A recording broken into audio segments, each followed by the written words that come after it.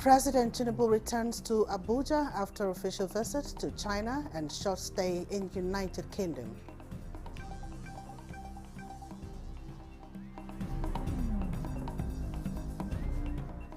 NNPC commences loading of petrol from Dangote refinery.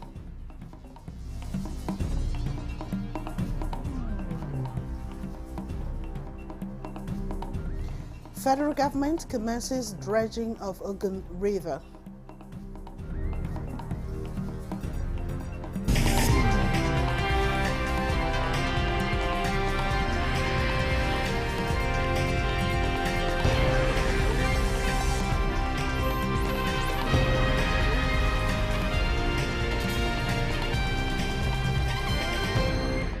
President Bola Tinubu is back in Abuja after his official visit to China and a detour in the United Kingdom.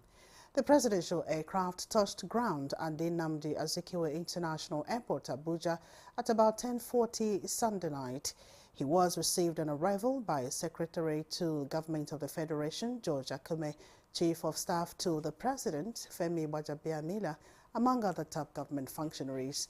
On August 29, the president, who left Abuja for Beijing, China, met with his Chinese counterpart, Xi Jinping, Chinese Premier Li Qiang, and also participated in the 9th summit of the Forum on China-Africa Cooperation, FOCAC. During bilateral meeting with President Jinping, 5 memoranda of understanding were signed between Nigeria and China on various social and economic cooperations. On 6 September, President Tinubu left Beijing for London, where he spent some days and equally met with King Charles III to discuss issues relating to climate change and action. And President Bola Tinubu has sent a message of goodwill and congratulations to Nigerian Muslims on this year's commemoration of the Maulud Nabi, the birthday of Prophet Muhammad. The president urged Muslims to use the period for deep reflection and remembrance of the Holy Prophet's exemplary conduct and noble teachings. He encouraged Muslims to reflect on the life lived by Prophet Muhammad, exemplified by purity, selflessness, perseverance, kindness, and compassion. We must endeavor to imbibe those virtues. Meanwhile, Kogi State Governor Ahmed Usman Ododo is calling for special prayers for the nation and the President Bola Tinubu to achieve the laudable dreams encapsulated in the renewed hope agenda. The governor made the appeal in a statement while congratulating Nigerian Muslims and the people of Kogi State on the occasion of Eid al-Maulud. In his words, "I therefore invite you all to continue to give our administration an unflinching support as we rededicate ourselves to building a Kogi State where equity, fairness, and constitutionalism are upheld, and where every citizen, regardless of age, creed, or tribe, is empowered and given a sense of inclusion." Unquote. Governor Ahmed Usman Ododo describes the state as a rich diversity of tribes, religions, gender, age, and physical abilities. He says the people and government are determined to harness for the development of the state.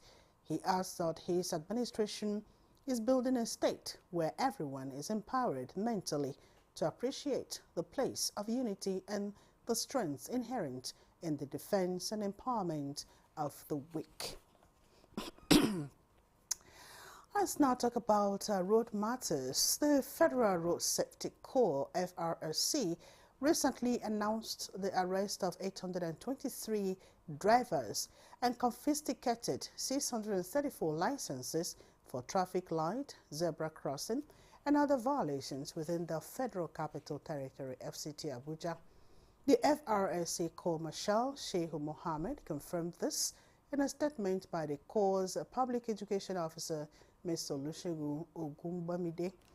He said the Corps also administered 923 fines, impounded 189 vehicles during the Special Operation Carrara, which was activated on September 2nd.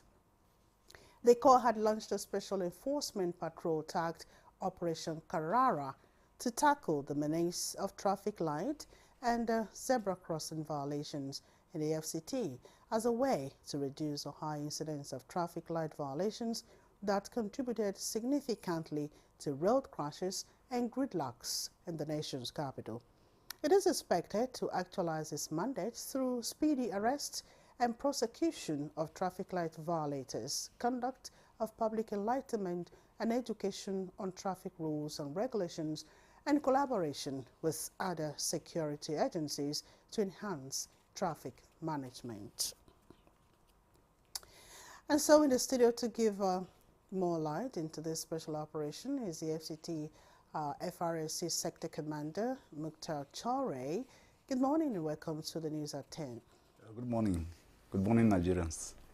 All right, you recently launched Operation Carrara, where hundreds of traffic rule violators were arrested. Now let's talk about how you intend to achieve and what you intend to achieve with this. Yes, thank you so very much for giving us this opportunity to come to the studio and talk to Nigerians about the things that FRS is doing, especially in the FCT command. Let me first appreciate the Co-Marshal for the support, tremendous indeed, that he has been giving the command to ensure that we perform better. Just recently, he injected about 10 additional vehicles and over 150 additional staff to ensure that we deal with this issue of running on red in the FCT. If we have to build a city that is a model city, then we must ensure that people obey traffic lights at traffic junctions. All signal junctions people must obey all the traffic lights that are fixed. They are meant for our use. In the last 2 weeks, today exactly, we've been able to apprehend 1,525 offenders, and out of which we had about 1,657 offenses. Of this, 228 are actually offenses related to lifetime violation, which is people running on red. And then another 220 offenders were booked for road marking violation.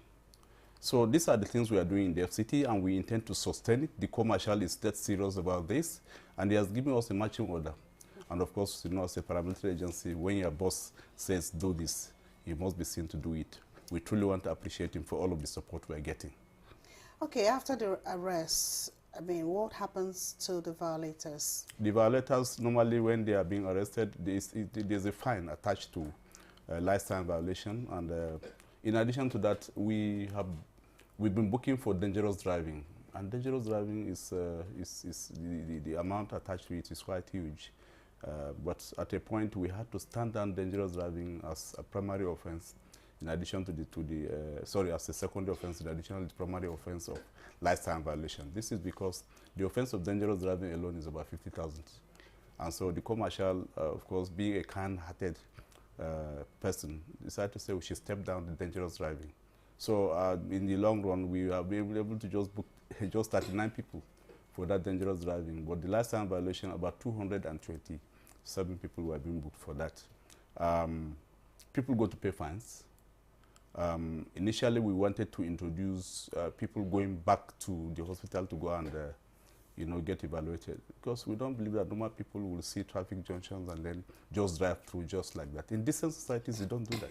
So that's what we want to inculcate into Nigerians, to ensure that at least that culture of road discipline is there. Whether anybody is watching you or not, you should know that these facilities are put in place for our use. Initially, when people were complaining before the coming of the FCT minister, the roads are bad, the traffic junctions don't have traffic lights and so on. Now he has come and he's putting all of those facilities in place. But it is duty of every Nigerian, because road safety is a collective responsibility, to ensure that all of us obey all of the traffic markings, all of the road signs that are fixed for our safety, for our security. So that's what we want to inculcate into especially as residents of FCT, to ensure that all of us obey all of the traffic signs that we see, because they are meant to separate traffic at junctions so that we don't have issues of crashes here and there. Well, commendable effort, I must say, Nta. But the big question now is, will it be sustained? I mean, what's the lifespan, or is it a one-off thing? No, certainly. Certainly, for the Co-Marshal to have given us 100 vehicles, and in addition to that, he gave us some motorcycles, motorbikes. We've been seeing them at traffic junctions lately. He intends to sustain it, and we're ready, to ensure that we give in our best to ensure that we bequeath to our country a decent traffic environment, especially in the FCT, where we intend to at least attract foreign direct investment. If you have a decent traffic in the city, when people come with their money, they'll see well-behaved people and they say, well, these guys are decent people, so we're bringing in money. But if you see a chaotic situation, people begin to understand, people's attitude or attitude of the people can be determined by the way they drive. And so we intend to insist that people don't run on red in the FCT. People behave themselves in the FCT. That's what we intend to do. And then we're also calling on residents of FCT to ensure that they join us, because it's a collective responsibility for all of us. Okay, does the Corps have plans to extend it to other states? Yes. The Corps Marshal intends to extend it, especially to other major cities where we have traffic issues, at traffic junctions. So he intends to do that. In the FCT, we have over 206 traffic junctions, and we've selected some that are strategic, and we've been manning those ones so far. All right, FCT Sector Commander of the Federal Road Safety Corps, Mukhtar Chaure, thank you so much for being part of our News at 10 bulletin this morning. Thank you. It's my privilege. Thank you very much. All right, the lifting of petrol has finally commenced at the Dangote refinery, with the facility confirming 110 million litres ready for loading. In the first instance, hundreds of trucks belonging to the Nigerian National Petroleum Company Limited, NNPCL, set the process in motion.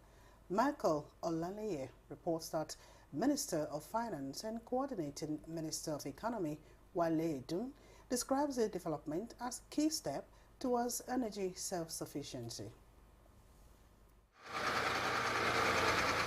Just like gladiators in search of hidden treasure, the first set of 10 trucks set out towards the gantries to lift the first chunk of locally refined petrol from this facility.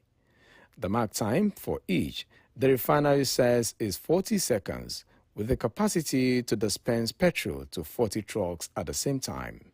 We can generate more than 54 million liters of PMS. And of course, the refinery has a capacity to produce various other products too. 44% of the production can meet the entire requirements of the country. 56% of the production has to be exported. So it's a huge refinery. So it's not only going to be doing import substitution, but it is also going to make forex generation through export revenue. So, for the Minister of Finance, the development signals a new dawn in the quest to refine locally and the fulfillment of President Bola Tinubu's agenda in stimulating domestic investment and production. When we talk of exports of products from here, it's because what is being done here is globally competitive. And we look forward to, as efficiency and scales increase and production costs come down, to delivering lower cost products to the Nigerian market. While the federal government looks forward to the activation of more local refineries, it is believed that this giant step will unlock more economic gains. In Lagos, Michael Olaleye, Nta News.